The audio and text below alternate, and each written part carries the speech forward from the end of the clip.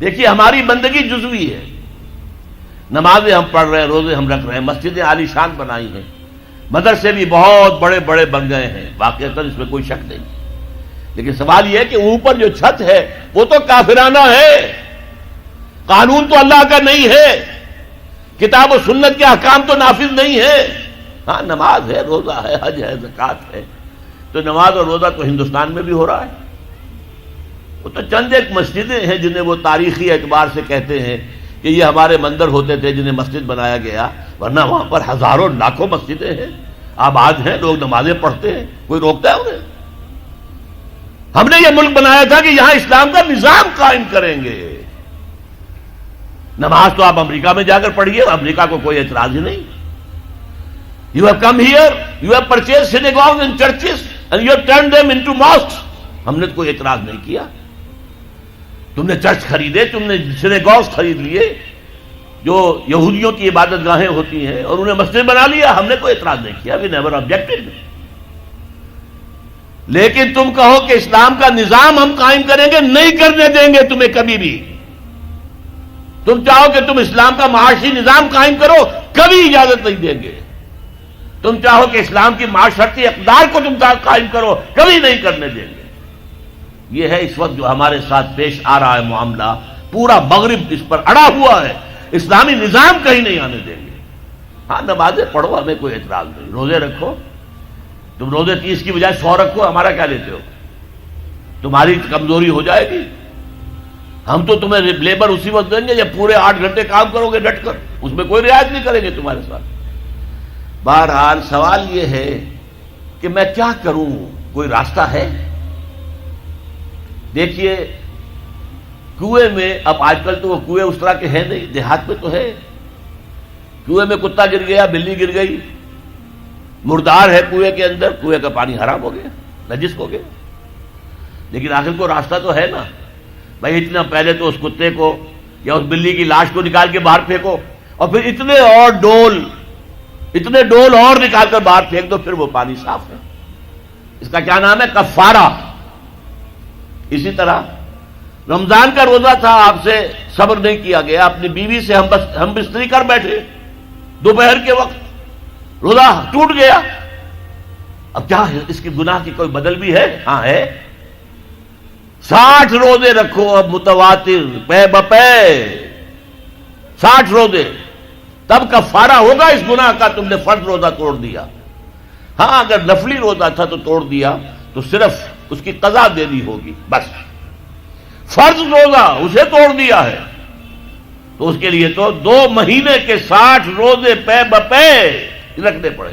تو اب ہم جو کفر کے تحت زندگی گزار رہے ہیں، اور اس اعتبار سے اللہ کی نگاہ میں ہم کافر ہیں، لیکن سوال یہ ہے کہ جائیں تو کہاں جائیں، کریں تو کیا کریں؟ نظام کفر کا ہے، قرآن کہتا ہے وَمَن لَّمْ يَحْكُم بِمَا أَنزَلَ اللَّهُ فَأُولَٰئِكَ هُمُ الْكَافِرُونَ۔ جو لوگ قرآن کی، اللہ کی اتاری ہوئی شریعت کے مطابق فیصلے نہیں کرتے، وہی تو کافر ہے۔ کافر کسے کہتے ہیں؟ اقبال نے کہا نا، بتوں سے تجھ کو امید ہے، خدا سے نو امیدی، مجھے بتا تو صحیح اور کافری کیا ہے؟ تمہاری ساری امیدیں امریکہ کے ساتھ وابستہ ہیں، وہ مسئلہ طے کرا دے، وہ یہ کرا دے، وہ کرا دے، وہ معاملہ ہمارا، وہی تو سب سے بڑا چور وہی ہے، سب سے بڑا ڈاکو وہی ہے، سب سے بڑا اسلام کا مخالف وہی ہے، اور اسی کے پاس ہم جاتے ہیں۔ قرآن کا فتویٰ تو یہ کہ تم کافر ہو۔ ہاں انفرادی طور پر تم مسلمان ہو، اجتماعی طور پر قومی سطح پر تم کافر ہو۔ وَمَن لَّمْ يَحْكُم بِمَا أَنزَلَ اللَّهُ فَأُولَٰئِكَ هُمُ الْكَافِرُونَ۔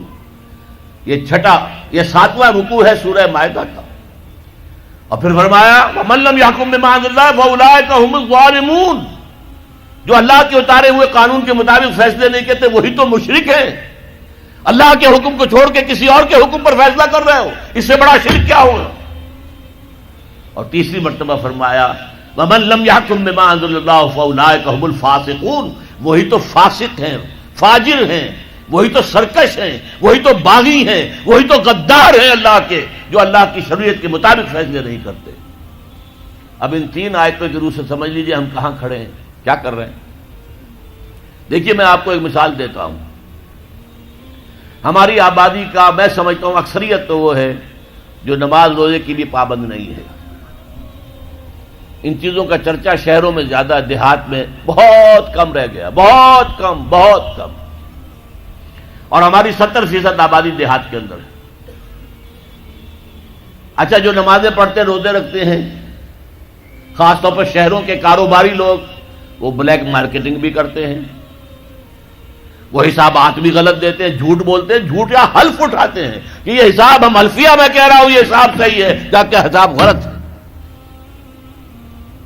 سودی کاروبار کرتے ہیں، اپنے کاروبار کو بڑھانے کے لیے سود کا قرضہ لیا ہے، سودی قرضہ لیا بینک سے، اپنی بلڈنگ بنانے کے لیے بہت بڑی قرضہ لیا ہے بینک سے.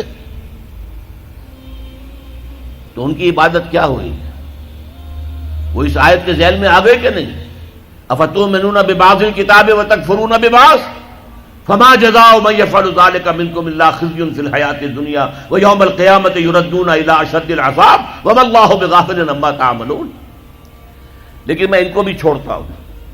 فرض کیجئے ایک شخص ہے، نماز پڑھتا ہے پوری 5 وقتہ مسجد میں، رمضان کے روزے رکھتا ہے، اور بھی اللہ توفیق دیتا ہے ایام 20 کے روزے رکھ لیتا ہے، یا ہفتے میں 2 روزے رکھتا ہے، سوموار کے اور جمعرات کے وغیرہ، زکوٰۃ دیتا ہے، کاروبار بھی سارے حلال کر رہا ہے، حرام نہیں کر رہا، سود میں بھی براہ راست ملوث نہیں ہے، نہ پیسہ سود پہ اوپر بینک میں رکھ کر سود کھایا، نہ سود پر قرضہ لے کر کوئی اپنا کاروبار بڑھایا، نہ کوئی اپنا کارخانہ لگایا، نہ کوئی اپنی بلڈنگ اونچی بنائی. پردہ بھی اس نے اپنے گھر میں بالکل شرعی نافذ کر دیا.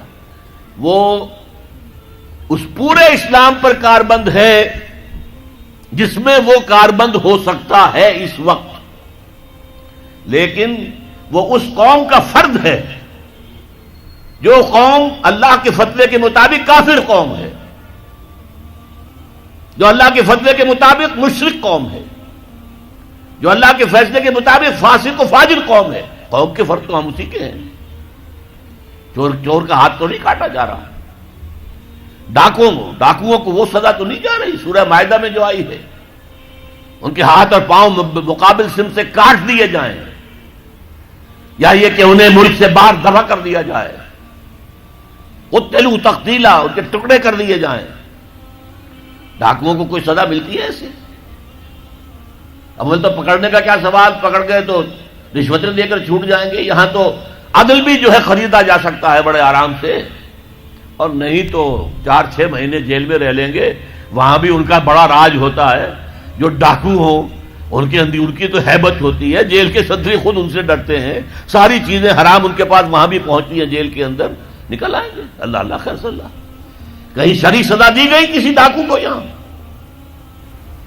ابھی تو یہ بڑی بحثیں چل رہی ہیں. حدود قوانین جو بنائے گئے تھے وہ بڑی جلدی میں بنائے گئے تھے، کچھ خلا اس میں رہ گئے ہیں، لیکن اصل میں جو لوگ شور مچا رہے ہیں وہ ہیں جو کہتے ہیں کہ یہ اسلامی سزائیں وحشیانہ ہیں.